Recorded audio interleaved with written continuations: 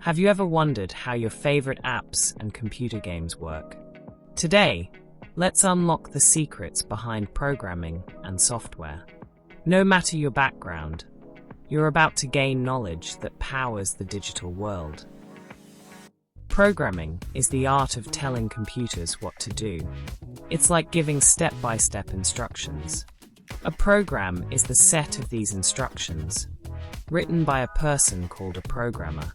Programs make computers perform tasks, from adding numbers to playing music.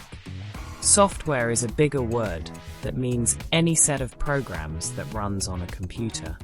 Whether it's an app you use for chatting or the operating system that starts your computer, it's all software. Software comes in two main types. The first is system software, which helps your computer work. Think of Windows, Mac OS, or Android. These are operating systems. They manage all the hardware and let other programs run. The second is application software, which helps you do specific things like write documents, edit photos, or play games.